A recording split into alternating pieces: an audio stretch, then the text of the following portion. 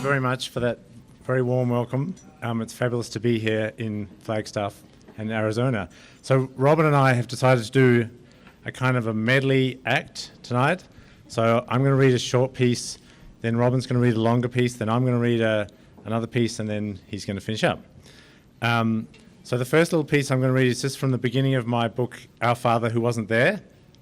And this is a memoir, and it's the story of my father who died when I was 6 months old and was never spoken about again.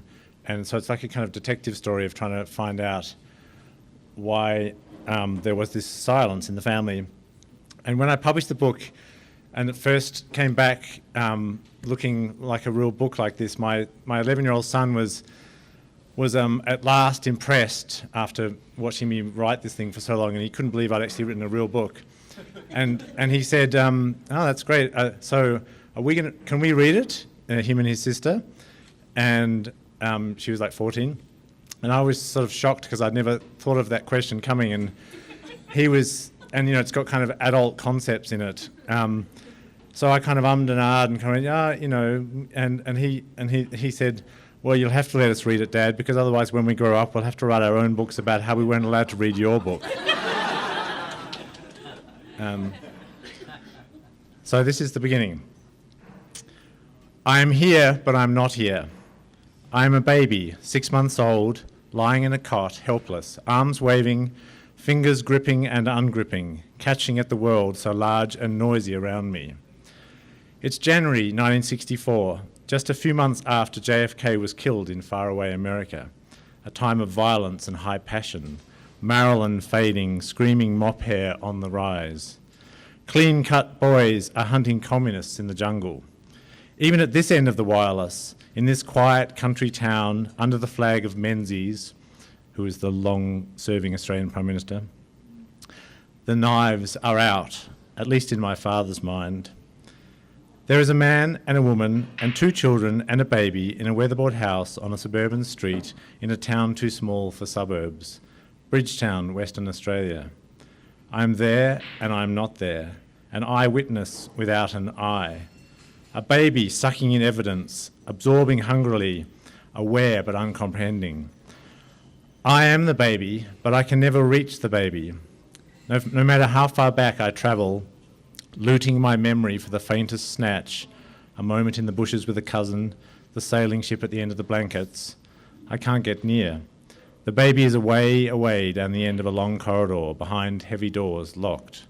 It exists only because it had to exist, logically. My father must have looked at that baby. He must have spoken to that baby. Perhaps in the quiet of night he told the baby secrets.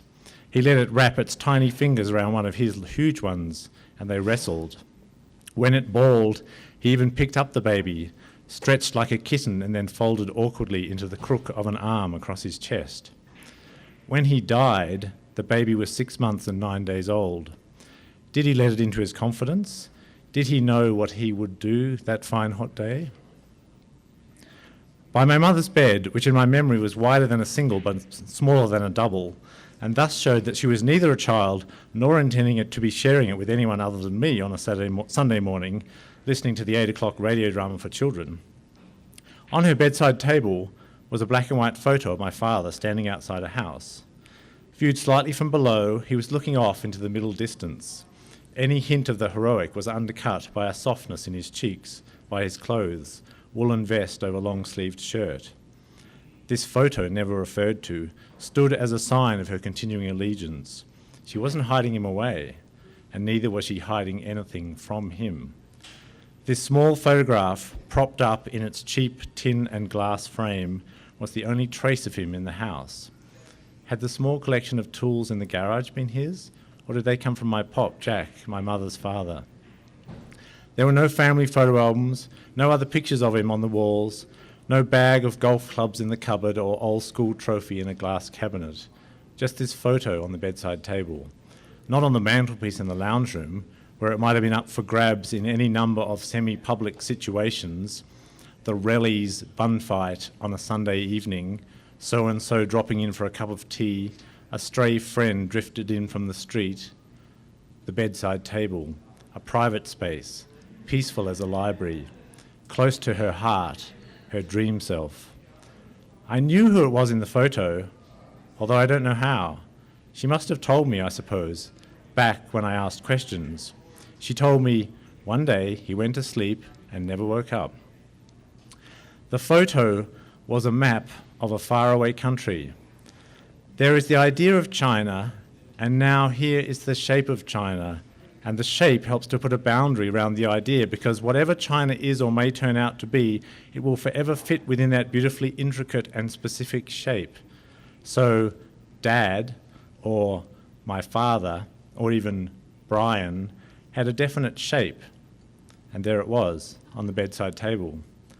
There he was, constant and defined, but like an old film set, a two-dimensional image leaning into thin air, hiding as much as it revealed.